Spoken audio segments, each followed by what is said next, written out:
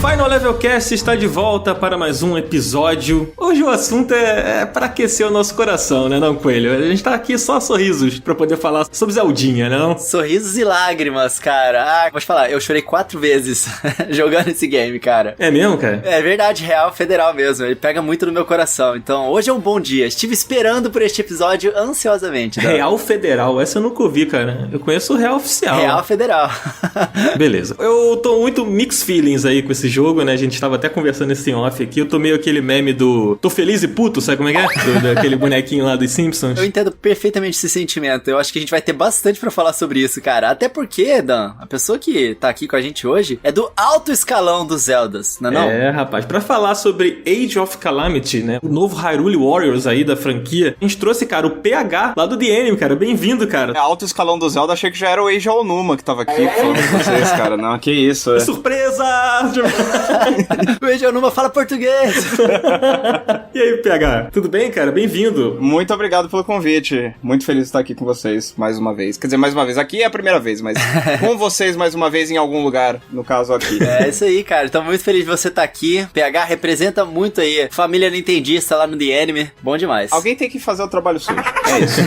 É, exatamente. Tá certo. Mas PH, conta pra gente, cara, como é que tá sendo aí sua rotina? Como é que tem sido esse período? O que você tem feito aí? Cara, a gente, desde dia 17 de março, lá no The Anime, a gente tá 100% home office. Eu, especificamente, eu só voltei pra redação uma vez no ano, que foi no dia que a gente foi gravar unboxing do PlayStation 5. A gente usou o estúdio e tudo mais. Mas o ano inteiro a gente tá em casa. O meu trampo lá no The Anime é principalmente com live, né? Eu sou produtor de lives lá. E a gente mudou totalmente pra coisa de live caseira e tal. Então a gente faz live diárias, né? Na Twitch. E tamo nessa aí, o site também rodando tudo a partir de casa. E, assim, o novo normal tá aqui, né? É isso, é ficar em casa. Eu moro com 2 pessoas que são grupo de risco. Eu tô sendo bem regrado em tudo. Não saio de casa sem máscara, sem nenhuma condição. Não saio de casa a maioria das semanas. Mas tô acostumado, né? Já faz 9, 10 meses disso, uma hora até vira normal, né, cara? Essa rotina, né, de trabalhar de casa, de se divertir em casa, trabalhar em casa, conversar com os amigos em casa, tudo em casa já entrou no sangue. Meu né? computador não me aguenta mais, cara. É o dia inteiro. Comprou uma cadeira gamer pra não dar problema na lombar, porque, caraca, ficar o dia inteiro sentado é o meu sofrimento aqui, cara. Se vocês terem noção, eu tô trabalhando de um sofá. Nice. Cara, eu não comprei cadeira gamer, mas devia. O problema é que não tem espaço aqui. Eu fiz um upgrade de cadeira, mas foi pra uma cadeira tradicional, só que melhor do que a que eu tinha. Mas eu tô sofrendo um pouco com isso, sim, cara. Minhas costas, elas já puniram, né? A gente tava chegando nos 30 anos aí, já começa a ficar um pouco complicado o negócio, cara. Tá chegando nos 30 anos. Quem me dera que eu estivesse chegando ainda nos 30 anos. Ah, Dan, um dia a gente te alcança, Dan. Eu aqui no auge dos meus 25 anos. Tô sabendo com ele, tô sabendo. Não, eu já tô com 29, eu já tô mais pra lá do que pra cá dos 30, cara. Tamo lá já. Um dia eu vou alcançar vocês, tá? Sou de 89, eu tenho 25. Entendi. Seu forte é a matemática, né?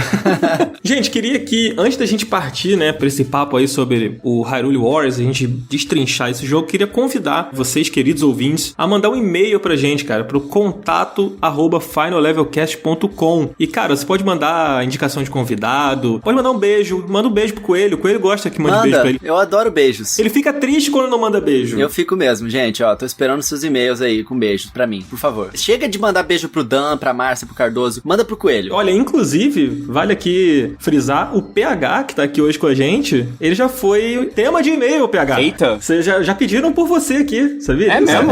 É, rapaz. Olha lá, mas a galera quer vazamento, né? Não quer a minha. Vamos ser sinceros aqui, né? Não, que isso. É nada. Eles queriam sua ilustre presença. Aí, ó, quem espera sempre alcança. Estamos aí, tá entregue então, tá entregue. Aí, tá vendo? Aqui a gente paga as promessas, gente. Então, ó, o PH tá aí hoje com a gente. E além da gente falar sobre Hyrule Warriors, sobre Zelda, sobre Nintendo, sobre cadeira gamer, tudo isso que a gente tá falando aqui, a gente também tem uma surpresa aí pro PH, né não, Coelho? Opa! É, PH, espero que você esteja preparado hoje, PH, porque você está intimado para participar do nosso minigame do Final Level Cast, o tradicional. Ai, meu Deus. Cara, eu não sei jogar jogo, eu não sei dessas coisas. O que vocês estão falando? A gente vai te dar um incentivo, PH, calma. Explica pra ele aí, Dan. Vamos lá. A gente vai explicar. O mais engraçado disso é que parece que o Coelho sabe do que vai acontecer, mas o Coelho não sabe. Porque, na real, o que vai acontecer é o seguinte, cara. Nós fazemos aqui um minigame, tradicionalmente, aqui quase todos os episódios a gente faz um minigame com os nossos convidados, que a gente faz um jogo de pergunta e resposta, verdadeiro ou falso. Às vezes a gente dá uma pirada, faz uns negócios de interpretação e tal. Mas hoje, cara, a gente vai fazer o que que já é tradicional mesmo, que é o nosso show do Sei Não.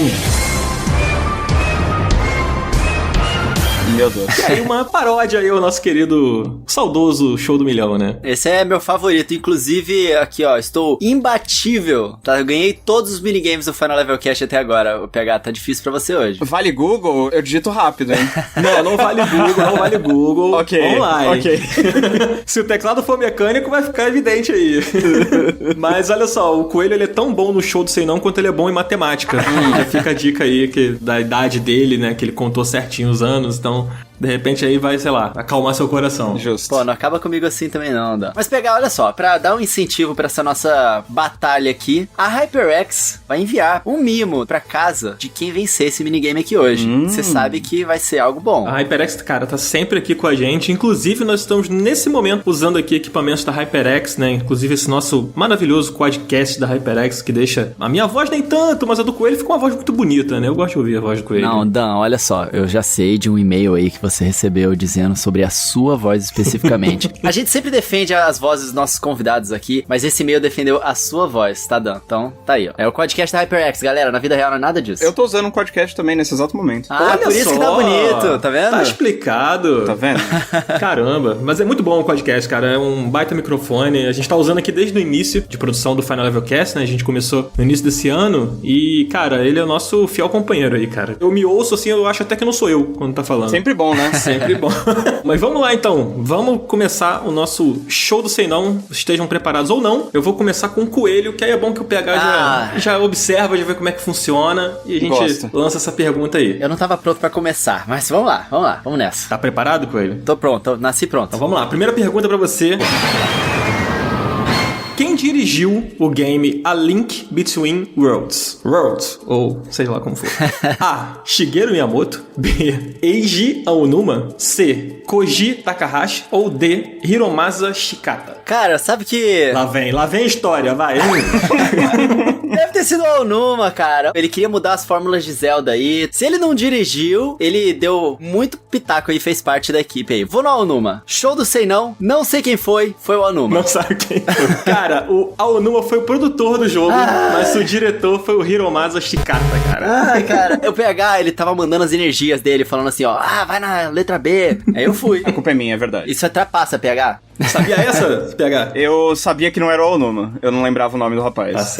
O Aonuma, ele tem dirigido os 3D, mas como eu não lembrava quem era, eu fui nele. Fui no pai, mas o pai tava off. O Koji Takahashi é designer? Ele é designer. Eu provavelmente ia responder Takahashi. Teria errado também. Manda outra dessa aí pro PH, Dan. Lá vem. Vamos pro PH. Vamos lá, PH. Contigo agora, hein? Certo. Em que ano foi lançado Phantom Hourglass? Opção A, 2005. Opção B, 2006. Opção C, 2007. Ou opção D, 2008. Eu vou chutar 2006. É chute, cara, eu não lembro. Essas coisas de... Não, você pode pensar um pouquinho. Ah, vou pensar um pouquinho. Ele foi antes do Twilight Princess? Já tá pensando muito já, cara. Pô, aí... 2007. 2007, vai. 2007? Isso. Posso perguntar? Pode. Tá certo, cara, 2007. Olha isso. Boa. Eu ia chutar 2007 também nessa. O DS é de 2005 ou é 2006? 2004, cara. É 4, 2004? Caraca. Aquele tijolão, né? Ainda bem que eu lembrei do Twilight Princess, porque veio depois, né? O Phantom Hourglass, ele é depois. Olha só. Eles fizeram o Wind Waker no estilo cartunesco, aí foram pro realista de novo, aí voltaram pro Phantom Hourglass, pro cartoon, né? E o Spirit Tracks depois, né? Foi isso mesmo. Legal, 1-0 então pro PH. Nice. O HyperX, manda mimo também pra mim, HyperX. Não, tem que ganhar. Se quer mimo, tem que ganhar com ele. Não vem chorar aqui, não. Calma, PH. Você pode ter vencido a batalha, mas a guerra ainda não acabou. Vamos ver se não acabou. Vamos lá. Coelho, pergunta pra você então, já que você tá aí animado e querendo ganhar prêmios. Em que região de Hyrule fica localizada Lurelin ou Lurelan Village? Opção A, Faron. Opção B, Gerudo Wasteland. Opção C, Dwelling Peaks. Ou opção D, Great Hyrule Forest. Faron Woods. Faron, é lá em Faron. Tá certo disso? Tô certo, certeza absoluta. Foi sem pensar 2 vezes, hein? Acertou, cara. Você acertou. Cara, é brabo mesmo. Meu jogo. Breath of the Wild tá tatuado no coração. Gostei da segurança. Essa é a vila que, dependendo do ângulo que você olha, ela lembra um pouquinho ali a Outset Island de Wind Waker, não é? Pode crer. Parece muito mesmo do Wind Waker. Verdade. Eu fui descobrir isso lançado esse ano, cara. 3 anos depois. Olha que loucura, cara. Tipo, realmente tem um ângulo que você olha que é propositalmente pra ser igual um ângulo ali da Outset Island no Wind Waker. Muito maneiro. Eu tenho certeza absoluta de que tem pelo menos um canto desse mapa que eu nunca fui, cara. Certeza que tem alguma vila que eu nunca vi. É muita coisa, cara. É muito doido. Muita coisa, né? Eu tava rejogando há pouco tempo. Eu peguei um save meu que tava incompleto e fui jogar e tal. E, cara, eu não lembrava de muita coisa, assim. Porque tinha muito tempo que eu não jogava de novo. Eu fui me perguntando, cara, será que eu passei por aqui da outra vez? Ou eu só esqueci mesmo que tinha isso daqui, sabe? É incrível, cara. É incrível. Mas vamos lá. 1-1, PH. Ó, tô alcançando, hein? Meu Deus. Ó, PH, se você acertar essa pergunta aqui, aí você praticamente ganhou. Hype. Botei a batata quente no teu colo. Ai, meu Deus. Vamos lá. Qual destes jogos Koji Kondo não participou da trilha sonora? Opção A, Wind Waker. Opção B, A Link to the Past. Opção C, Twilight Princess. Ou opção D, Breath of the Wild. Nossa, cara. Será que ele tá no Breath of the Wild? Eu devia saber disso. Olha aí. Eu vou responder Twilight Princess. Tem certeza? Você quer pensar um pouquinho? Não, eu quero responder Twilight Princess. Eu não sei se ele é o anjinho do bem ou é o diabinho do outro lado do ombro. Então, eu não sei se ele tá me zoando. Eu não sei, cara. Tem isso. Até porque eu também não tenho certeza da resposta dessa. Cara, a resposta era Breath of the Wild, cara. Ah, que droga. Olha só. Cara, porque na minha cabeça o Twilight Princess, ele já tinha parado de participar ativamente. E aí eu tava pensando, pô, talvez no Breath of the Wild ele tenha voltado pra fazer algum tema comemorativo, alguma coisa assim. No Breath of the Wild ele não tá acreditado, mas eu imagino que ele tenha feito alguma consultoria ali, né? Porque tem alguns trechos das músicas que lembram as músicas de Ocarina e tal, as músicas dele, né? Olha como é que é a memória nossa, né, cara? Eu fui na orquestra, antes mesmo de lançar o Zelda Breath of the Wild, a Nintendo ela fez uma orquestra de 30 anos de Zelda. É verdade. Onde eles, pela primeira vez, tocaram a música orquestrada do primeiro trailer que eles lançaram do Breath of the Wild com música. E eu tava lá. Eu me lembrava do Koji Kondo lá, no palco. Mas agora eu já não sei mais se ele foi no palco ou se é memória criada, tá ligado? Ah, mas ele talvez estivesse participando indiretamente, né? Assim, talvez. Tipo, se eu não me engano, a compositora principal é uma mulher que ela trabalhou em algum Animal Crossing, cara. Só que eu não tenho certeza agora. Eu não vou chutar nomes aqui, porque... Não é a Kataoka? Eu não lembro agora, mas eu acho que sim. Mas vamos lá, gente. Tem uma última pergunta aqui. Certo. Tá empatada essa parada, né? Sim, Tá. vergonha pros dois. Então, olha só. É o seguinte. Você, como é o nosso convidado, PH, você tem o direito de participar da super pergunta. Certo. Bonito. Que ela é o seguinte, ela é uma pergunta de desempate, que se você acertar, você faz 1 milhão de pontos. Se você errar, o coelho faz 1 ponto. Eu gostei da inflação, eu gostei. É justo isso. É bem justo, bem É justo. mais ou menos por aí. Então vamos lá, vou fazer a pergunta aí, vamos lá. Em que ano saiu Link's Awakening? 96, 95, 94 ou 93? 93. Caraca, nem pensou, cara. Tranquilidade. Tranquilidade? Ô, louco. Você acertou, cara! maluco. É isso aí, cara. Gente. 1 milhão de pontos pro PH. 1 milhão e 1, pô.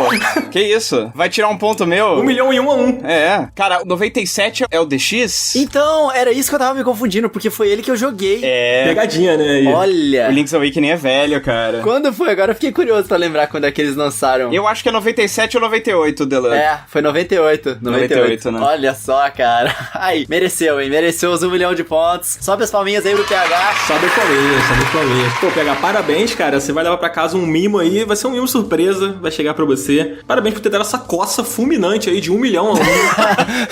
Quando chegou em 500 mil, eu achei que ele ia dar uma recuperada ali. Nada, cara. Impressionante, meu. É, realmente contra 1 milhão e 1 pontos contra 1. Eu perdi de lavada. PH, parabéns, PH. Olha. O número no placar reflete o desempenho aí do nosso participante. Aí sim, PH, mimozinho da HyperX. Vai chegar aí na sua casa. Pode deixar que a produção aqui do Final Level Cast vai entrar em contato pra pegar o seu endereço depois. Nice. Aí seja legal com a gente, senão a gente bota seu endereço no Twitter e aí já viu. Meu amigo. Mas vamos lá, gente. Bora partir agora pro papo de Age of Calamity, que tem muita coisa pra gente falar, né? Vamos nessa? Vamos nessa.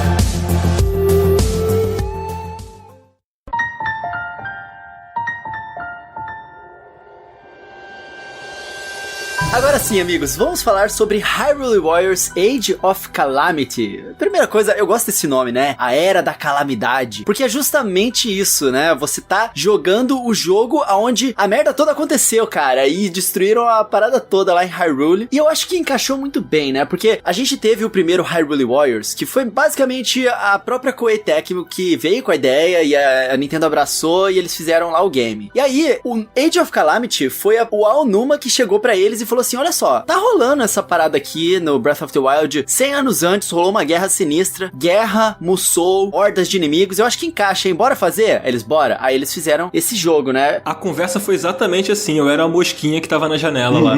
Foi sim. Mas explica pra gente, PH, do que se trata o gênero Musou, que tanto se fala aí na internet. A princípio, em um primeiro momento, acho que a primeira vez que você pega num jogo Musou, você sente que, é jogo de ficar matando soldadinho fraco, né? Você é um super-herói ali e tá batendo em insetos, né? Porque você dá uma espadada ali, mata 30 cara. Acho que a primeira percepção é de que é um jogo de ação ruim.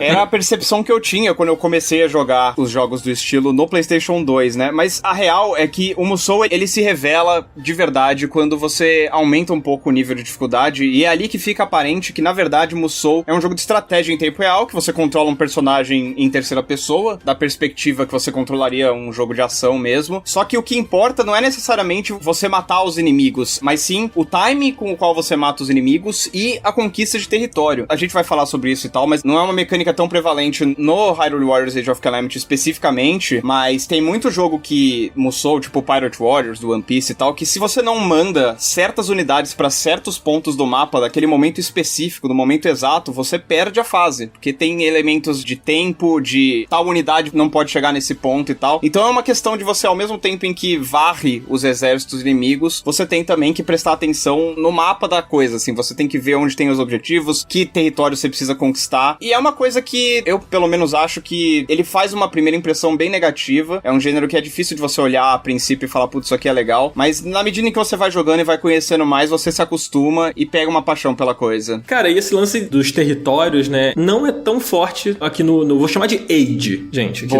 Ele não é tão forte assim no Age, né? Acontece no jogo, mas não é uma coisa, tipo isso que você falou de você perder a fase se você não mandar o cara na hora ali. Em algumas fases um pouco mais complicadas, né, você até se demorar muito, você se complica, mas não exatamente por, sei lá, a sua estratégia não foi a perfeita, né? Não é tanto assim, né? O Age, ele é especificamente muito diferente de muitos outros Musou, porque ele dá uma absorvida em mecânicas do Breath of the Wild, né? Sim. Inclusive, acho que é um dos principais chamarizes do jogo, não só pra fãs de Zelda, mas até mesmo pra fã de Musou, que, enfim, que é alguma coisa um pouco diferente da série. Mas, sim, essa questão, ela acaba ficando um pouco em segundo plano, mas é uma questão que, se você for jogar outros jogos da Nintendo, especificamente do estilo Musou, tipo o próprio Hyrule Warriors original e o Fire Emblem Warriors, são coisas que existem lá, né? Essas mecânicas de território, elas são mais importantes naqueles jogos. Talvez eles tenham deixado isso um pouco de lado até pra, talvez, não espantar um pouco um público que não é tão do nicho, que não curte tanto, né? Pode ser, né? Eu acho que também o ponto era um pouco outro, né, nesse jogo. Nos outros jogos era uma história original, eles poderiam colocar essa mecânica, porque Musou é basicamente um simulador de guerra, né?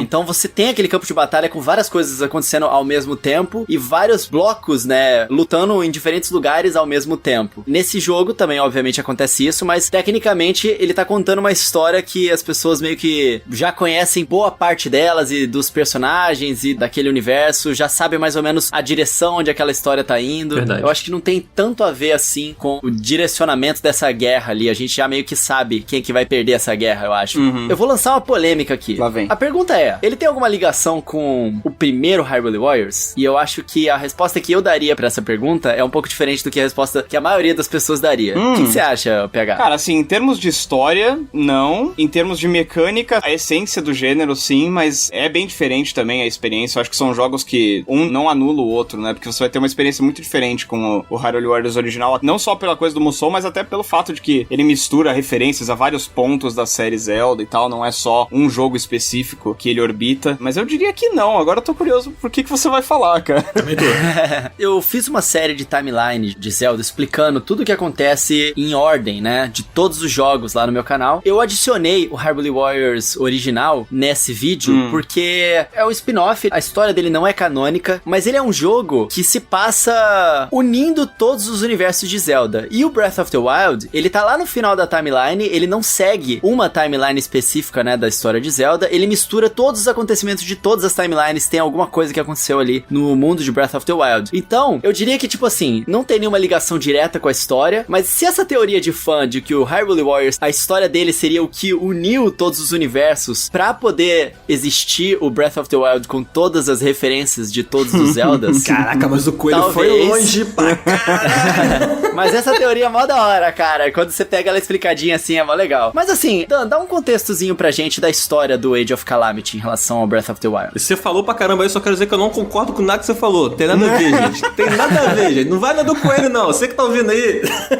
Teoria de fã, mas é legal. Cara, então, a história, né? A gente não vai entrar em spoilers aqui nesse momento, tá, gente? Se a gente for dar algum spoiler aqui, a gente vai avisar vocês. Então vocês fiquem tranquilos que, sem a gente avisar, você não vai tomar spoiler nenhum. Então, fica tranquilo, tá? A história se passa 100 anos antes do Breath of the Wild. Então, a promessa da história ali, né? O enredo é de que nós vamos viver aquela guerra que antecedeu todos os acontecimentos, né? Você vai estar ali na pele de todos aqueles personagens. E isso acho que é até uma coisa bem forte do Musou, principalmente nesse jogo, né? Que é o lance de você controlar aqueles vários personagens. E acho que isso até vai um pouco nessa direção que o PH falou anteriormente, né? De ser menos estratégico e tal, né? A gente comentou de talvez ele não ter tanto isso pra pegar mais o fã, a galera que não necessariamente é fã de Musou. E eu acho que essa cartada de você poder controlar esses personagens nesse momento da história que é tão relembrado e falado no Breath of the Wild é o ponto-chave, né? Talvez dessa história aí do que a gente vai viver. E aí a história vai andando e vai se bagunçando ali várias coisas, vários acontecimentos, mas a gente fala disso um pouco mais pra frente. A questão é, tem relações diretas com Breath of the Wild, é cheio de referências, o mundo, a Hyrule que você joga ali é a mesma Hyrule, só que, claro, 100 anos antes. Ela entrega a possibilidade dos fãs de entrarem na pele daqueles personagens que a gente ama, só que 100 anos antes de toda a merda que aconteceu. Sabe aquele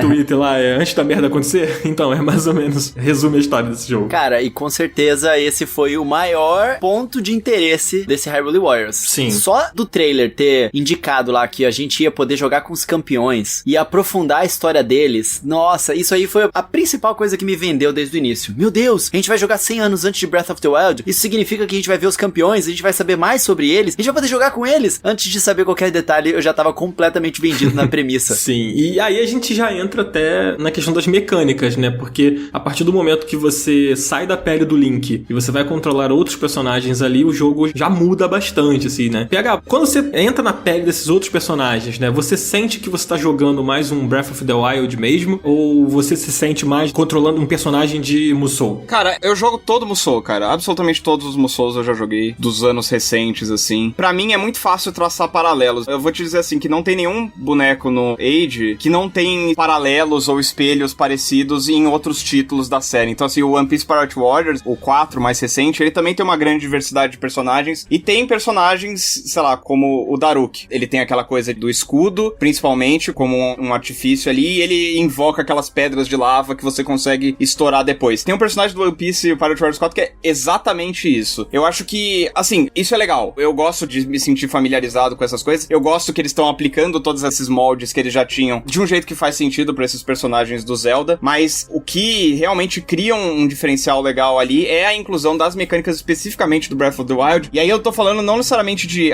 o ataque especial que o Link dá, a animação de contra-ataque e tal. Eu tô falando de coisas como o Flurry Rush, que é aquele ataque meio baioneta, né? Que quando você desvia na hora certa, o tempo fica mais lento e você dá uma sequência rápida de ataques, que é uma coisa que é herdada diretamente do Breath of the Wild. Total. E eu tô falando principalmente dos poderes do Sheikah Slate, né? Que é uma coisa que é compartilhada por todos os personagens, o Cryonis, o Stasis e tal, e que colocam uma camada de complexidade a mais no Musou, assim, é uma coisa que realmente agrega muito valor ao combate, na minha opinião, e é uma coisa que, assim, ainda que alguns personagens tenham uma diferença sutil ali na maneira como eles aplicam, todos os personagens têm a mesma gama de ferramentas ali, né? Todos eles têm um poder de bombinha, um poder de Stasis, um poder de Cryonis e tal. É isso que é o diferencial pra mim, em termos de mecânica. Mas se você tá perguntando assim, se parece que eu tô jogando Breath of the Wild, pra mim especificamente não, porque eu consigo ver os paralelos entre esse jogo e os anteriores que a Omega Force já criou nesse gênero, cara. Justo, é legal essa coisa que você falou dos ataques, né, do Cryonis, o Stasis e tal, que ele traz um elemento diferente de estratégia pro jogo, né? O combate passa a se tornar mais estratégico, principalmente quando você tá enfrentando os inimigos mais poderosos, né? Aqueles subchefes das fases, que você precisa usar, né? Sim. Você tem que parar o tempo na hora certa, porque você precisa quebrar, eu não sei como é que é o nome, a estância? A postura. É a postura, né? É tipo isso, né? Você quebrar ele pra poder dar dano na barra de vida. Vai ser muita estratégia ali, a hora certa de você parar o tempo, a hora certa de você usar o Flurry Rush, porque isso tudo faz muita diferença no jogo. Se você pega o timing disso tudo, sabe a hora certa de usar, né? O jogo mesmo te indica, né? Sim, você não precisa seguir o que o jogo tá indicando, mas se você fizer o que ele tá falando, fica um pouco mais fácil, né? Cara, eu adoro esse lance, sabe? Obviamente é muito diferente de jogar Breath of the Wild. Nos primeiros segundos do jogo, você já vê que os botões são todos trocados, o jeito de você se movimentar com o Link, ele é todo mais ágil. O próprio controle de movimento do jogo não é tão bom quanto o Breath of the Wild, na minha opinião. Mas essas mecânicas que ele importou de Breath of the Wild, olha, uma coisa que a gente não citou, foram as varinhas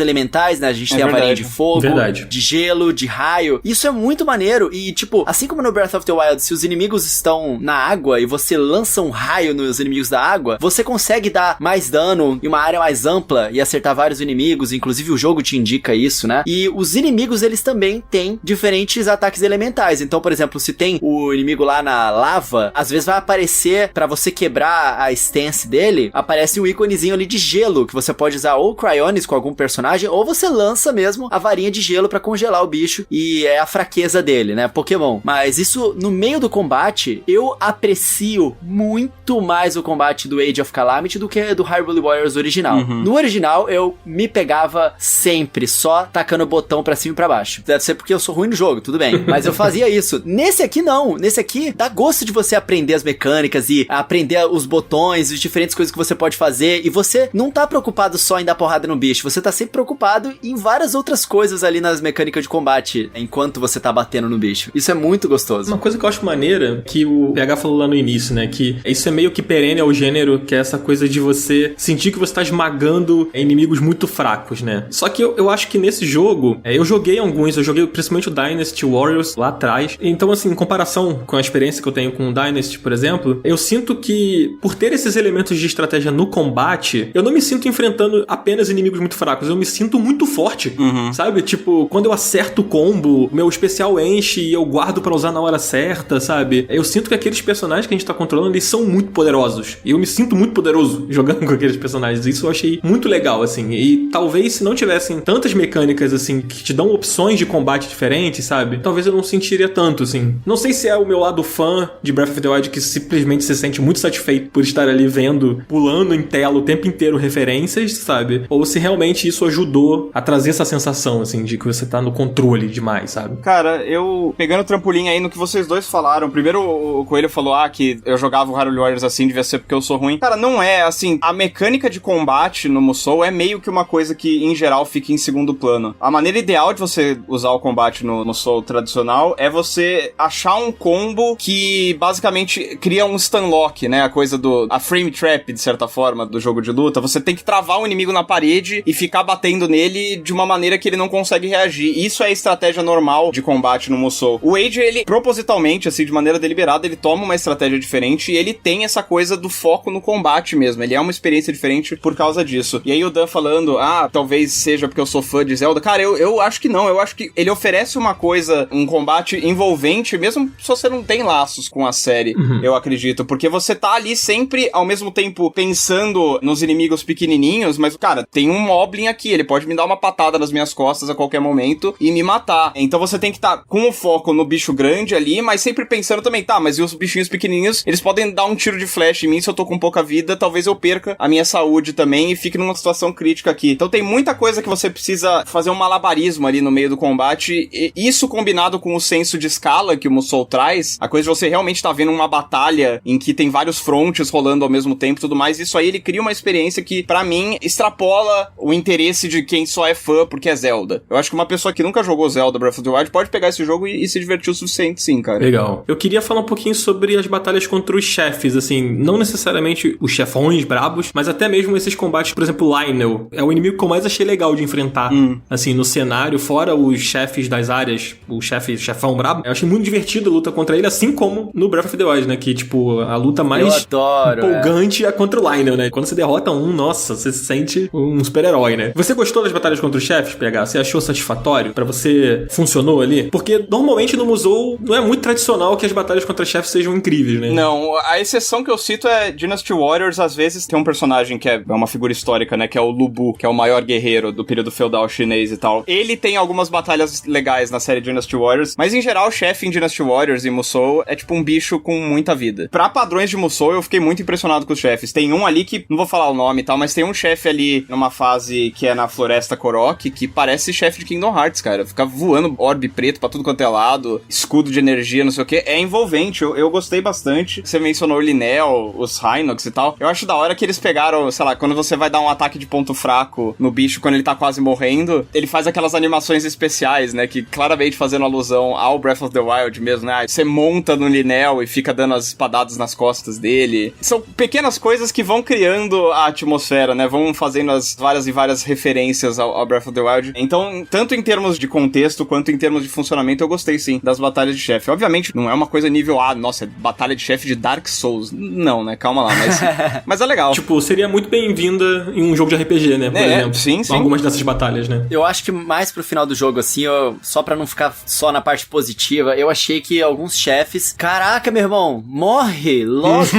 Eu não aguento mais dar porrada nesse bicho. Obviamente tem as mecânicas, se você consegue explorar as mecânicas direitinho, você consegue matar. Mas a questão também é que lá pro final do jogo, ele te exige um pouco de grind, se você não quiser que as batalhas contra os chefes fiquem muito longas, né? Você tem que voltar, você tem que forjar as armas, porque o jogo tem todo esse sistema de você melhorar suas armas, né? Você combina várias armas parecidas pra forjar uma um pouco mais forte. E o sistema de cozinhar as comidas, né? Que elas vão te dar um buff no início da batalha. Então você tem que utilizar todos esses sistemas pra contornar isso. Se você não estiver utilizando, alguns chefes ali no final, eles vão te tascar bastante tempo, né? Pra conseguir vencer. Cara, engraçado, eu não passei por tanta dificuldade, assim, tipo... Eu fiz pouquíssimas sidequests, assim, porque a gente tinha pouco tempo pra jogar e já ia gravar e tal. E eu fiz poucas, então, na maioria das missões, eu tava, tipo, 2 níveis abaixo do nível indicado, assim, sabe?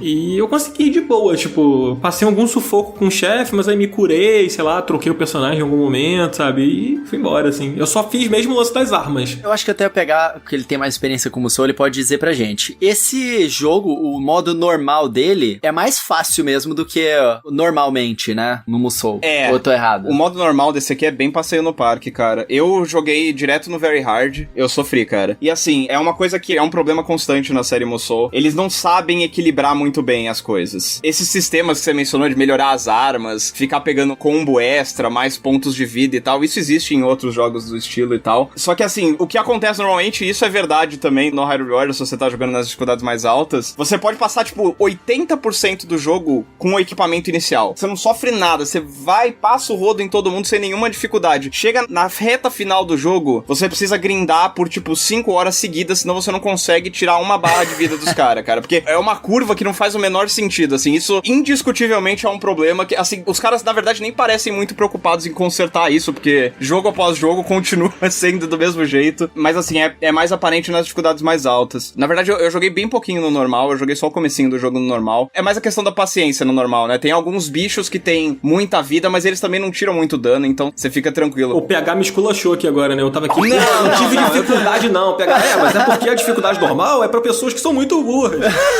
Cara, em conversa de Musou, eu sou muito babaca. Eu acabo ficando nesse papel. Porque, sério, eu jogo isso religiosamente, cara. Então, pra mim, o normal, ele é sem graça, pra ser bem sincero, na minha opinião.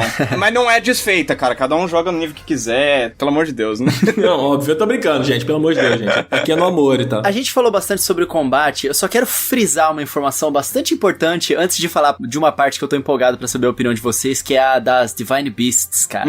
Uma coisa que eu achei legal dos personagens nesse Hyrule Warriors Age of Calamity é que, bom, ponto número 1, tem muito menos personagens do que no Hyrule Warriors original. Tipo, muito menos. A seleção de personagens é bem menor. Só que eu achei que a diferenciação entre cada um dos personagens é muito maior. A jogabilidade de, por exemplo, jogar com a Impa e de jogar com o Link é bem completamente diferente. Até mesmo nas coisas que são compartilhadas, por exemplo, que a gente tem as ferramentas da Sheikah Slate, né, que são as runas. Sim. E todo mundo compartilha essas runas. Só que, por exemplo, você vai usar o Magnesis da Impa, ela faz uma espada de metal coletando pequenas coisinhas no mapa. Já você usa o Magnesis com Link, ele não faz nada. Você tem que achar um bloco de metal, aí você usa o Magnesis nesse bloco pra lascar na cabeça dos inimigos. A própria jogabilidade de cada um dos personagens tem muitas variações, né? Por exemplo, a Impa tem todo aquele lance de combar nos inimigos pra fazer uns selamento e ela absorver aquele selamento pra criar os clones dela. Sim, isso é muito maneiro. Isso é muito legal. É muito overpowered esse negócio, cara. É, demais. Esse é o esquema no Very Hard, viu? Já adianto aqui pra galera que foi tentar, cara. Qual personagem vocês mais gostaram de jogar dessa seleção aí que a galera já conhece do jogo? Ah, cara. Só pra gente não dar spoiler, tá? Eu tenho uma resposta, a Impa. A Impa é uma delícia de jogar, cara. A mecânica que o Coelho acabou de citar de você usar o selo, pegar o selo depois pra aumentar o número de Kagebunshins que você tem do lado, é incrível, cara. Porque você fica muito forte, você consegue acabar de uma vez muito rápida com a barra de defesa dos inimigos quando você tá com todos os clones. E você consegue ficar nesse ciclo, né? Tipo, você deixa o inimigo atordoado, usa os selos, e aí começa todo o processo de novo. É meio viciante. Cara, eu particularmente vou te falar, eu gosto de jogar com o Link. Gosto muito de jogar com o Link. Eu adoro o shield surf do Link em cima das hordas de inimigos. É muito bom. Eu adoro fazer o combo que ele dá um pulo, aí você aperta B, ele abre o paraglider dele, aí eu taco flecha, a flecha não adianta nada no jogo. É muito fraca. Não serve pra nada, mas eu adoro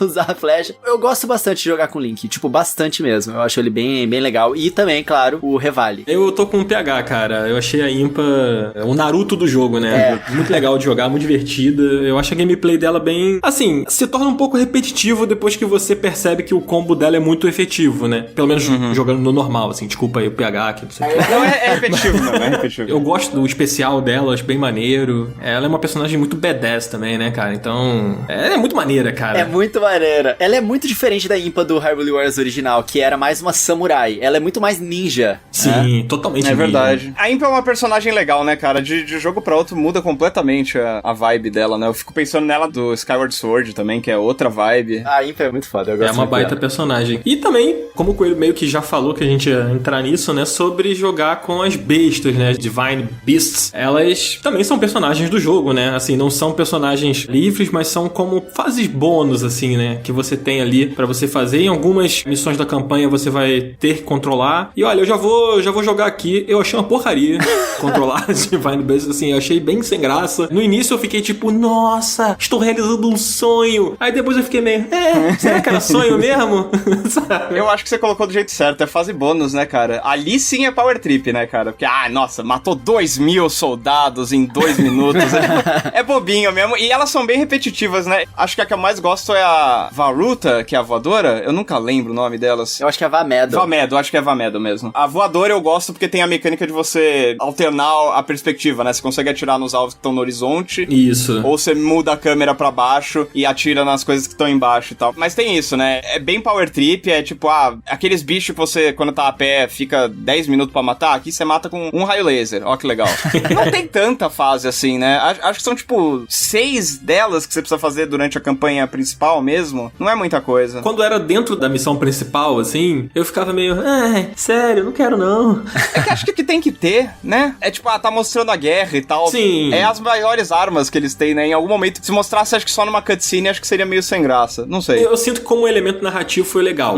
Também não sei como poderia ser melhor do que isso também. Eu acho que é meio que aquilo ali mesmo, sabe? Não. Dava pra ser melhor sim. Você acha? Eu gostei muito da sensação de poder controlar as Divine Beasts. Porque, tipo, caraca, que irado, eu não acredito. É uma parada que eu nunca imaginei que fosse acontecer. Eu poder controlar as Divine Beasts. Elas são gigantescas, tá ligado? Tipo, você tá andando em Hyrule com as Divine Beasts destruindo tudo. Elas são muito poderosas. Só que ela é esquisitona, né? É legal. Eu me diverti pra caramba jogando com as Divine Beasts. Por causa dessa sensação. A sensação é boa. De você tá muito poderoso ali. Porque eu sou muito fã de Breath of the Wild. Mas os controles são muito esquisitos, cara. É esquisito. E ele já deixa o controle de movimento por padrão ligado. E caraca, se no jogo normal o controle de movimento é meio ruim, no controle das Divine Beasts é terrível. É muito ruim, atrapalha muito. Normalmente num jogo do Switch assim, que utiliza o controle de movimento pra mirar, você tem a mira com o analógico e você tem um ajuste fino com o controle de movimento. Você utiliza os dois ao mesmo tempo. Na Divine Beast não. Quando você começa a usar o controle de movimento, se você usa o analógico, ele para de funcionar o controle de movimento. Então é uma confusão mental que gera. É muito ruim, cara. Parece que os controles ficam lutando às vezes, né? Não, eu tô indo pra direita. Não, o que tá acontecendo, velho? É ruim mesmo. Eu desliguei o controle de movimento depois que joguei. Eu desliguei também. Eu tive que desligar, porque tava impossível. Cara, eu concordo com o PH. Eu acho que a mais legal é a Vamedo, que tem essa variação de gameplay, né? Tem um momento ali meio Star Fox, assim, forçando muito a barra. Nossa, de longe, talvez, né? Sei lá, se você tiver bem com a vista embaçada, sabe? Mas é legal. Não sei. Eu tô mudando de opinião aqui. Vamos pro próximo assunto.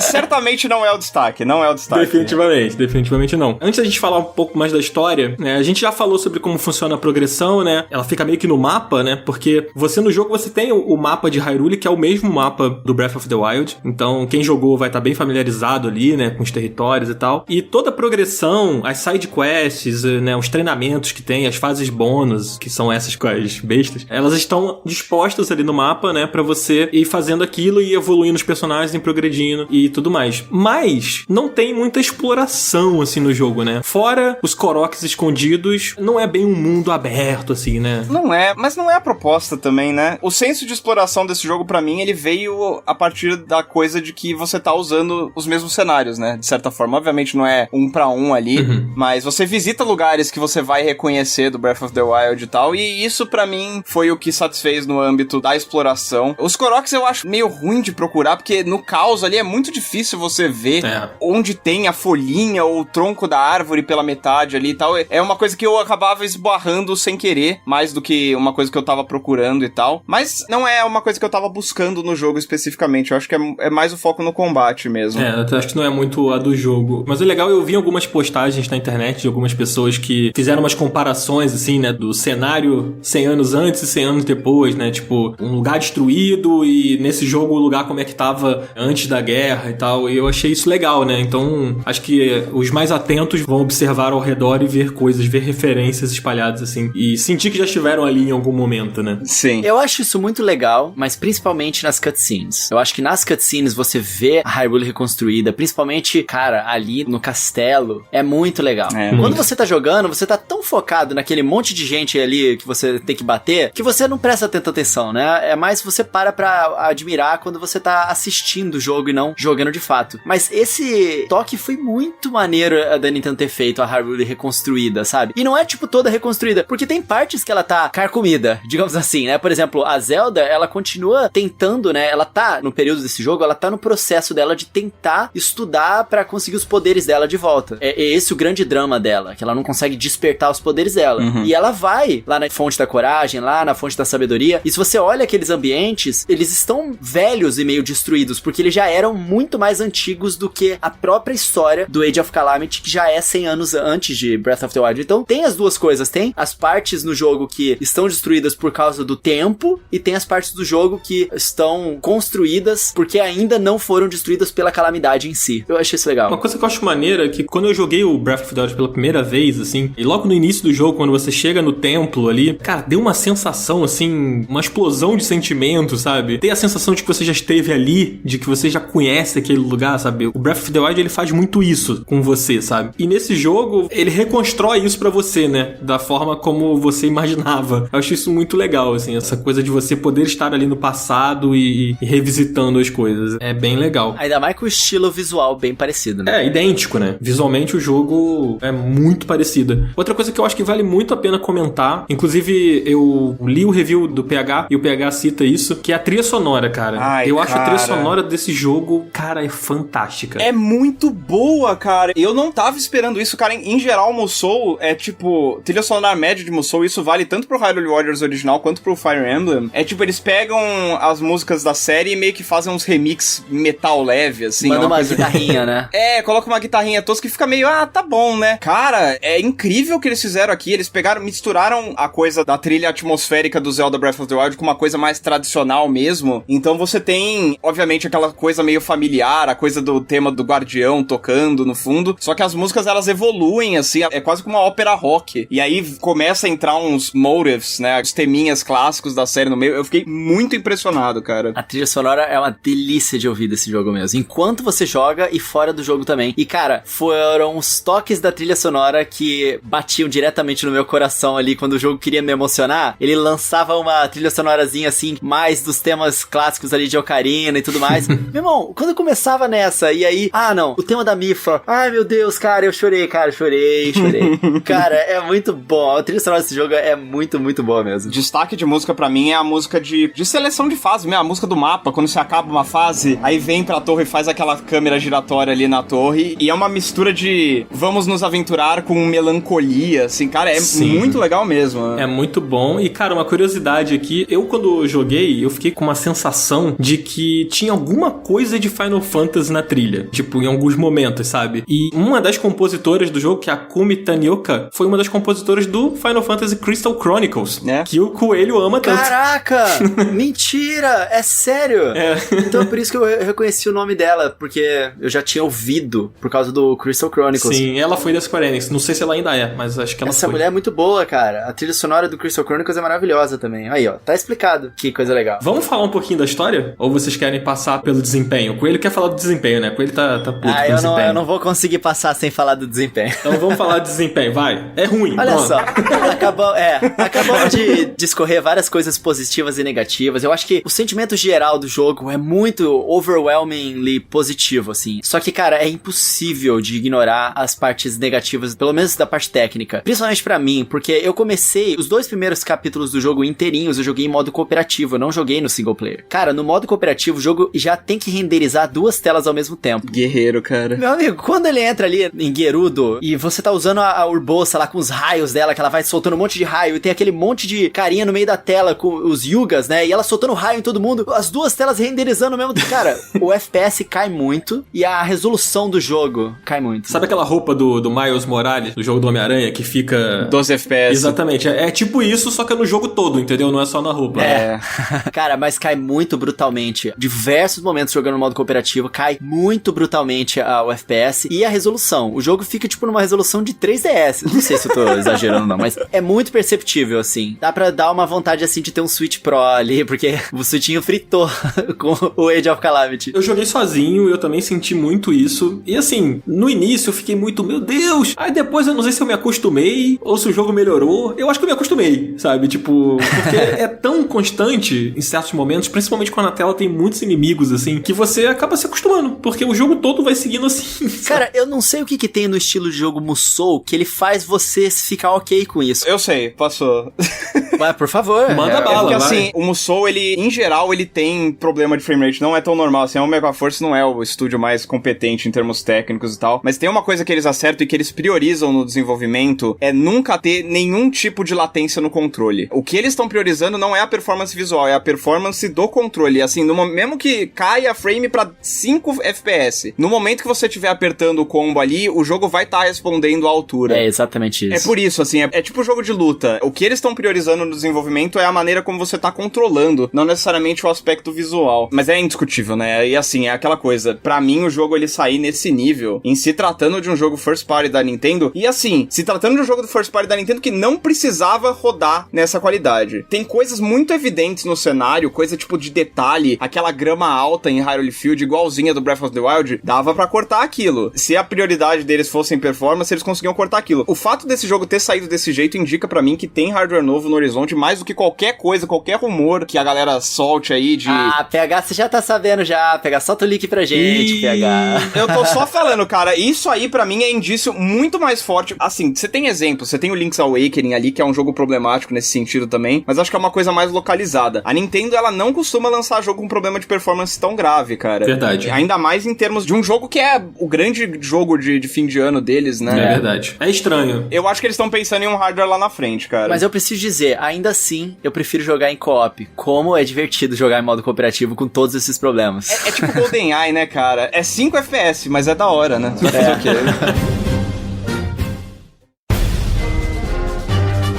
Gente, a gente tá aqui indo pra nossa reta final do programa e eu acho que a gente não pode deixar de falar de questões da história desse jogo. Então, a gente vai subir aqui um alerta de spoiler pra você que tá escutando a gente. Olha o spoiler! Exatamente, o alerta de spoiler é o Coelho falando alerta de spoiler. A gente vai botar a minutagem certinha na descrição aqui pra você que quiser ouvir a conclusão do nosso papo e não quiser ouvir essa parte dos spoilers da história, tá? Mas é importante a gente falar e pra quem quer saber um pouco da nossa opinião também, do que a gente achou sobre essa trama aí mais a fundo, beleza? Então vamos falar um pouquinho sobre a trama. Pule para 59 minutos e 5 segundos. Ó o spoiler! Ó o spoiler! Viagem no tempo. Essa é a palavra-chave aqui. A primeira vez que eu ouvi falar nisso, quando eles apareceram no trailer, primeiro que eles introduziram aquele personagem novo, que é o BB-8 do Age of Calamity. Nossa, é a muito coisa mais BB-8, fofa. mano. Eu amo aquele guardiãozinho. Ele é fofo, cara. Ele é fofo. E quando ele toca a Zelda's Lullaby pra Zelda, eu amo muito, cara. Ele é muito bom. Tipo, eles introduziram esse personagem que a gente não conhecia em Breath of the Wild, né? Tipo, da onde que surgiu esse personagem? Ah, ele veio do futuro, ele voltou pro passado. Mas peraí, se ele voltou pro passado, foi pra quê? É aí é que começa a parada, né? Então quer dizer que esse jogo, será que ele vai mudar o futuro e não vai ser exatamente igual Breath of the Wild? Aí eu já fiquei preocupado, porque eu não queria isso. A verdade é essa. É engraçado que a viagem no tempo é uma coisa tão legal no Zelda, né, normalmente, assim, tipo, que quando eu fiquei sabendo que ia ter, eu confesso que eu não fiquei preocupado. Ocarina tá aí pra isso, né? Só que... Não, eu fiquei porque a gente já conhecia o Breath of the Wild. No Ocarina a gente não conhecia o que vinha depois dele, nem tinha uma timeline até então. Eu tô tentando amenizar as coisas com ele. Veja, tenta ver pelo lado Mas bom. eu vou falar, essa foi a minha impressão inicial, tá? O que você acha aí, pegar? Cara, é que não é culpa sua, né? A Nintendo mentiu, velho. A Nintendo exatamente, mentiu. essa que é a Nintendo, questão. você mentiu. Os caras mentiram na cara dura, velho. Chegaram na minha frente aqui e falaram que me amava. Era mentira, velho. Era mentira deles, não tem o que falar. E é um desserviço pro jogo, na minha opinião, cara. Porque a história que tem lá é legal. Ela, tipo, ela vai a lugares. Obviamente não é o que a gente esperava ou o que a gente queria, talvez. Mas assim, tem momentos emocionantes. A reta final do jogo é muito legal. É um clímax muito bom com aqueles personagens. Sim. A gente tem aproximadamente 700 vezes o número de cutscenes animais com esses personagens. Muito mais do que tem no Breath of the Wild. Então, nesse sentido, também vale a pena. É, maravilhoso isso. Nossa, o desenvolvimento dos personagens que a gente já ama nesse jogo foi um fanservice, assim, incrível da Nintendo. Obrigado por esse presente, cara. Foi maravilhoso demais isso na história do jogo. E não é fanservice barato, né? Que nem o Hyrule Warriors. É um fanservice pensado mesmo. Tipo, você tem lá o Revali. O Revali é um babaca, cara. Ele é babaca ele é muito mesmo. chato. E tem a Urbosa falando pra ele, tipo, ó, Revali, quanto tempo você acha que a gente vai aguentar essa sua chatice? É verdade, é muito bom essa parte. Ela bota ele no lugar dele, é muito bom isso. É nisso que eu digo que é um desserviço, cara. Porque isso aí, obviamente, é uma coisa que foi o marketing da Nintendo que impôs, né? Quando você termina o jogo, quando você acaba a campanha do Age of Calamity, o jogo, ele é muito bem resolvido com o fato de que ele é uma história paralela, né? A primeira mensagem de tela de loading que aparece depois que você termina o jogo é uma mensagem falando: Terracle voltou do futuro pro passado e alterou os eventos que aconteceram, criando um novo mundo. Sim. Então, tipo, o jogo fala abertamente, isso aqui não é o mundo do Breath of the Wild, é outra coisa. É. Só que se você pega a campanha de marketing da Nintendo, desde o trailer inicial, desde as descrições oficiais do eShop do jogo, eles falavam: conheça o que aconteceu 100 anos atrás no passado de Breath of the Wild. Saiba como foi, enfim, a batalha entre os guerreiros, os campeões em Calamity Ganon. E não é isso, cara. E aí eu te pergunto, nós vemos o que aconteceu 100 anos antes? Vemos, né? Pra mim, o ponto de corte é quando chegam... Spoiler. Você já foi avisado, spoiler. Não, quando chegam os... galera, já tá avisado, hein? É, Ó, já ok. tá. Fala que eu amo essa parte. Vai lá, PH. Quando chegam os Champions do futuro ali... Nossa, essa parte é muito boa nesse jogo, cara. Então, é legal, mas é aquela coisa, é um momento de corte, de ruptura. Eu acho que, assim, se você elimina os Champions do futuro daquela equação ali, o que acontece ali é a galera morre, e aí o Calamity Ganon domina tudo, porque ele tomou controle das Divine Beasts e tal, e assim, você nem precisa muito ver o que acontece depois, né? Porque ele vai destruir tudo, e aí tem as cenas que existem no Breath of the Wild já, da Zelda e o Link meio que lamentando o que aconteceu, tudo, a Zelda selando o Calamity Ganon e tal. Então, se você corta a história a partir daquele ponto, meio que tem o que aconteceu até ali, né? Mas mesmo assim, né, eu acho que não é só a questão da gente ver o que a gente já sabia. Eu acho que, pelo menos pessoalmente, a campanha de marketing me deixou crer que esse jogo teria não só um desenvolvimento mais profundo da tragédia, especificamente, mas eu achei que talvez ele fosse plantar algumas sementes pro Breath of the Wild 2, cara. Eu tava achando que Sim. a gente ia ver talvez a origem de um vilão novo, ou de uma conspiração que a gente não conhece, envolvendo o Calamity Ganon. E não, né? É outra coisa. A impressão que eu tenho é que, tipo, eles não tiveram coragem. É. Duas coisas. A primeira é de fazer uma história trágica. Porque, assim, a gente sabe que a história é trágica. A gente sabe que todos aqueles personagens ali, se estivessem sendo retratado fielmente o que aconteceu, todos eles morreriam ali. Todos não, mas os personagens que a gente sabe que morrem. Que são personagens que a gente joga ao longo do jogo. E, cara, isso não é Nintendo, mano. A Nintendo não ia fazer isso, assim, sabe? Não sei, cara. Eu acho que eles não tiveram essa coragem, sabe? De terminar o jogo com um clima de morte, com um clima de terror, sabe? Tipo... Chorando no banheiro ali, que você viu seus personagens favoritos morrendo. Exatamente. Mas é tão fácil você resolver isso, porque, tipo, imagina, faz o bagulho direito, acaba em tragédia, e aí nos pós-créditos, você joga pra uma cena depois do Breath of the Wild do Link com a Zelda, tipo, explorando um pouquinho. Tipo, eles conversando um pouco de maneira nostálgica trágica sobre os Champions e tal. Nossa, isso seria maravilhoso. Até arrepiei aqui. Aquela coisa de tipo, não, tá, mas no fim ficou tudo bem, tipo, deu tudo certo. Aí aquela coisa meio Star Wars Episódio 6 do George Lucas nos anos 90, que tipo, aparece os Champions nas nuvens, assim. Sim. Tipo, pronto. Resolveu, pronto. Você conseguiu contar a tragédia, mas ainda ficou com um clima otimista Nintendo Sim. no fim, né? Outra coisa que eu acho estranha, né, é tipo aquele personagem que é o vilão do jogo, né? Que é o cara que tá tentando modificar o destino. Ah, eu tenho coisas pra falar sobre ele. Tá, eu esqueci o nome dele agora, gente. Astolfo. Astor. Eles chamam ele de várias coisas. Eles chamam ele de o vidente, o cara da profecia. Então, esse é um personagem que eu nem vejo muito sentido dele ali, sabe? Tipo, a princípio eu achei ele legal, achei interessante, um personagem ali misterioso, tem um confronto com ele que é muito maneiro, mas ele é um personagem que não faz muito sentido existir ali, sabe? E fica tudo meio assim. Mas, cara, uma coisa que me incomodou, assim, ao mesmo tempo que eu gosto muito de ver aqueles personagens que eu amo ali em tela, eu gosto do desenvolvimento dos personagens, sabe? Eu acho isso tudo muito legal. Ao mesmo tempo, eu acho que o Breath of the Wild, ele conta muito, ele fala muito na sutileza. Enquanto nesse jogo, as coisas não são sutis, sabe? Em alguns momentos a gente sente que tá assistindo um RPG japonês ali, aquela coisa meio anime e tal, as piadinhas, tudo. E que eu acho que não é Breath of the Wild, sabe? E isso me incomodou um pouco. E aí, quando eu fui vendo que a história, ela era uma história fantasiosa demais, assim, sabe? Era uma coisa do robozinho que veio, aí o robozinho é a chave de tudo, e não sei o quê. Aí me bateu uma frustração muito grande, sabe? No geral, eu gosto da experiência, mas isso me incomodou muito, assim. Ele meio que virou mesmo um spin-off, até a gente saber se a história vai ser canon pro Breath of the Wild 2, né? Cara, ele é um grande e se. É isso. É. E se isso aí tivesse acontecido? E se? O que seria? Não acho que isso seja um grande problema, porque Zelda é um monte de si junto, né? Sei lá. E se o primeiro Hyrule Warriors une todos os jogos, né? Né, Coelho?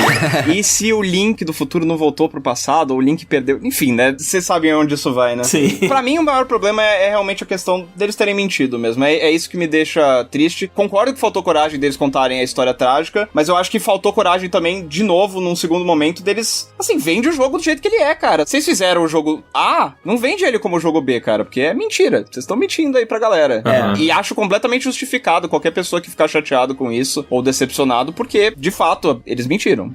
Gente, mas olha só, deixa eu falar uma informação interessante aqui sobre o Astor, né, que é o vilãozinho aqui do Age of Calamity. Vai. Muita gente acha que ele é um personagem novo que foi criado agora pra esse jogo, e de fato é, assim, se a gente vê em relação ao nome dele e em relação ao visual dele, mas ele é um personagem que já existia, que a gente já sabia que ele existia. Tem um livro que é o Creating a Champion, que é um livro que conta como que foi criada toda a história e o mundo de Breath of the Wild, e nesse livro é citado sobre um fortune teller, né, sobre um vidente que faz essa profecia de Breath of the Wild, é quem fala pro rei que isso vai acontecer, e é por isso que o rei começa as escavações pra tirar os guardiões, encontrar as Divine Beasts e tudo. E aí a gente descobre que esse cara, na verdade, é esse maluco nesse jogo. Entendeu? Então era parte do plano dele. Mas isso é citado no jogo? Isso é citado no Breath of the Wild? Eu não lembro disso, não. No livro. Isso é citado no livro. Isso é da história do Breath of the Wild, mas é citado no livro. Eu acho que rapidamente a gente deve ouvir falar alguma coisa nos rumores sobre esse vidente, né? Em algumas escrituras no jogo, mas não é uma parada muito aparente, não. Mas eu achei legal isso, deles trazerem esse personagem de volta pro Age of Calamity, existente mesmo, né?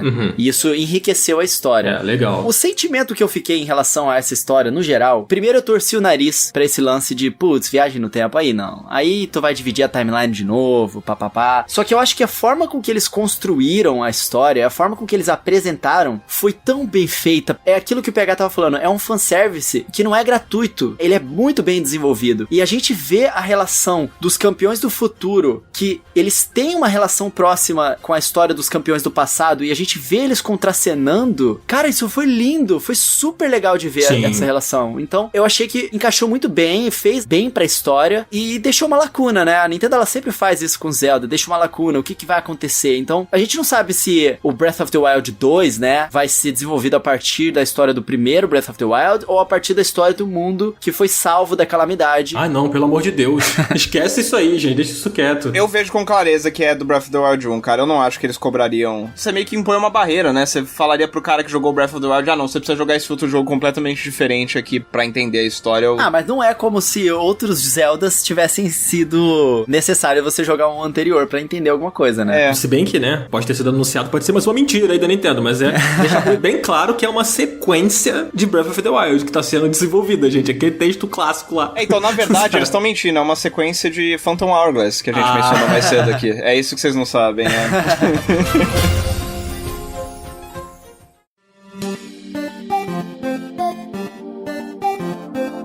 E acabaram os spoilers. Mas, sinceramente, cara, eu acho que dava pra gente continuar conversando sobre a história do jogo um bom tempo. Porque a apresentação dos personagens, a forma com que eles se desenvolveram, a história do game, foi um ponto fortíssimo do jogo que eu acho que compensa brutalmente todas as falhas técnicas que o jogo possa ter, assim. É um prazer gigantesco experienciar esse jogo sendo um fã de Breath of the Wild, né não, PH? E a gente nem mencionou isso nos spoilers, não vou mencionar especificamente aqui, mas poderíamos ter mencionado. Acho que o spoiler mais legal é os personagens desbloqueáveis, cara. Tem cada coisa ali, meu. Os caras foram fundo ali. Enfim, é um jogo que compensa você continuar jogando mesmo depois que você vê os créditos. Porque tem muito segredo ali no meio, em bom estilo Zelda, né? Sempre tem uma coisa a mais pra você encontrar ali no meio, né? Apesar de que faltou alguns modos extras, igual o primeiro Hyrule Warriors tinha, né? Eles compensam isso lotando o mapa de side quest e coisa pra você fazer, né? Mas será que vem uma DLC aí, PH? Cara, certeza absoluta. Até os Musou mais fracassados, os caras lançam 2 Season Pass de conteúdo extra. Eu tenho certeza que vem DLC por aí. Mano, até o Breath of the Wild teve DLC, né? Não tem por que imaginar que não. E esse jogo já vendeu mais de 3 vezes, quase 4 vezes mais no lançamento o que o primeiro Hyrule Warriors, que teve DLC, vendeu, né? A Nintendo não vai perder essa oportunidade de ganhar mais dinheiro. E fica o comentário aí, olha a sede que a galera tá por Breath of the Wild 2, né, velho? Isso aí, assim, em menos de um mês esse jogo vai se tornar o jogo mais vendido da história da Koei Tecmo. Olha aí. Caraca! Sinistro. Olha isso, velho. Mais vendido que qualquer Ninja Gaiden, que Nioh, que qualquer outro Dynasty Warriors que eles já fizeram. E assim, é sede isso aí, cara. O Breath of the Wild, ele realmente causou uma ruptura, né? A gente tá vendo aí um jogo que é um spin-off específico de um capítulo de Zelda, que é uma coisa que era impensável anos atrás. Zelda é isso, cara. Pode mudar o nome da franquia pra Breath of the Wild, eu acho, porque já foi, cara. É verdade. Cara, eu acho que não existe jogo mais aguardado do que essa sequência do Breath of the Wild. Não conheço. Não tem. Espera o próximo adiamento do Cyberpunk pra você ver, cara. Ah, não. Cyberpunk eu tô nem aí pra você. Pode adiar, gente. Tô nem aí pra Cyberpunk. Eu aceito. Pode jogar o Cyberpunk pra 2030 se botar esse Breath of the Wild aí pra janeiro do ano que vem. Justo. A gente tá aqui realmente indo pra nossa reta final, mas eu vou jogar uma pergunta aqui pro alto. Quem quiser pegar, fala. Que é, vale a pena jogar Hyrule Warriors Age of Calamity? Eu tenho tanta dificuldade com essa pergunta, cara, porque eu sinto que isso tem mais com fã de Switch e fã da Nintendo do que com fã de outras plataformas. Galera quer o cartuchinho, aí vai pagar R$450. Eu não consigo recomendar em sã consciência, mas assim, se a pergunta é desassociada de valores e preços e tudo mais, eu diria que se você tá pensando só no tempo, vale a pena jogar sim, mesmo que você tenha que esperar uma promoção. Eu acho que é um jogo que oferece o suficiente se você é fã de Zelda, mas principalmente, e essa é a minha perspectiva, como fã de Musou, é um jogo muito impressionante dentro do subgênero, assim. Pra mim, eu espero que outros Musous tenham um foco no combate tamanho quanto o Age of Calamity, porque pra mim foi um progresso muito claro, uma linha de progresso evidente em relação aos jogos anteriores desse estilo. É um jogo muito legal, mas é caro. Eu acho que esse jogo aqui, ele é claramente feito pra fãs de Breath of the Wild. Se o cara já pagou por Breath of the Wild, ele pode pagar por esse aqui também. Mas o dólar não tava R$6, né? Cara, vale a pena. Se você jogou Breath of the Wild e você gostou, mesmo que seja um pouquinho, é porque Breath of the Wild normalmente tem uma impressão muito grande no coração de quem joga. Eu não conheço ninguém que gostou só um pouquinho. Conheço também, mas assim, vale a pena. Caraca, é muito legal rever, se aprofundar nesses personagens e as músicas, cara, vale sim. Essa é uma experiência que é legal. No mínimo, ouve a trilha sonora no YouTube, cara, porque é coisa doida o negócio. Já tem no YouTube vídeo de história do game aí. Não, faz isso não, espera pra jogar, não faz isso não. Joga aí. Eu tô com vocês, assim, eu concordo muito com o que o PH falou, a questão da grana fala muito alto, mas cara, se você é muito fã de Zelda, porque o cara que é muito fã, ele quer muito jogar isso aí, então assim, no fim, a experiência vale a pena sim, é um jogo bem legal, mas pensa um pouco na grana, que é complicado. Eu acho, Dan, que a maioria das pessoas que se faz essa pergunta é porque não gosta de Musou. Musou é uma série que tem um pouco de preconceito por causa da repetitividade, né, dos combates, e é compreensível as pessoas sentirem isso, mas eu recomendaria a pessoa passar por cima disso pra poder ter a experiência desse jogo. Justo. Mesmo se ela não gosta, é um Musou diferente. E vai que você começa a gostar, né? Aí você verdade. vem pro meu lado. Aqui o bagulho é doido, cara. É isso aí, gente, tô com vocês nessa. PH, muito obrigado mesmo por ter disponibilizado esse tempo pra vir aqui trocar esse papo com a gente desse jogo, dessa franquia que é tão importante importantes pra tantas pessoas, inclusive aqui pra nós. E, cara, as portas estão abertas, a casa é sua. Quando você quiser voltar, a gente fala mais de Zelda, fala mais de Nintendo, fala mais de tudo aí que a gente puder falar. Sempre será muito bem-vindo, cara. É nóis, cara. Quando for relevante, pode mandar o convite aí que eu dou as caras aqui, venho encher o saco de vocês. Obrigado, Dan, obrigado Coelho pelo convite, cara.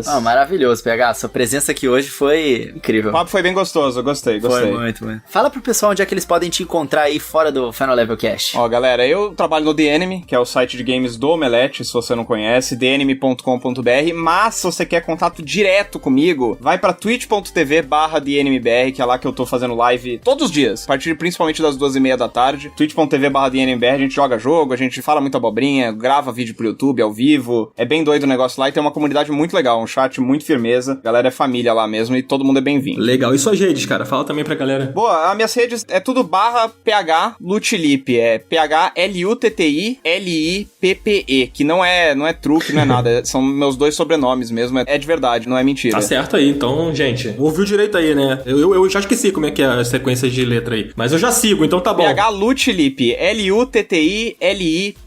Gente, se vocês pegarem o controle de vocês, pegam do Switch mesmo, coloca cima, baixo, trás, frente, BA e aperta mais. Ele vai desbloquear o arroba do PH aí pra vocês poderem seguir. Molezinha. Então, gente, a gente vai ficando por aqui. Coelho, fala rapidamente aí onde a galera te encontra. Galera, cheguem lá, cara. Canal Coelho no Japão, tudo sobre Nintendo. E me sigam nas redes sociais, @RodrigoCoelhoC, tanto no Twitter quanto no Instagram. Tamo junto, galera. Segue o Coelho lá, gente. E eu sou o Jogadan, Joga_Dan.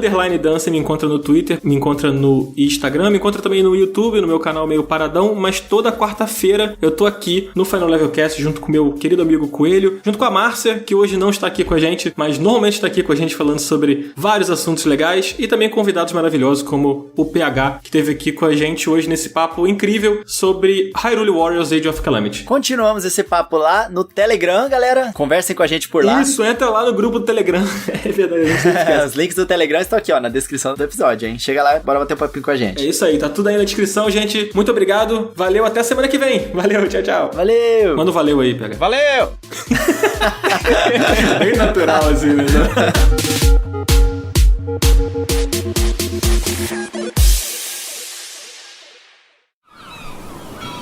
Este podcast foi editado pela Maremoto.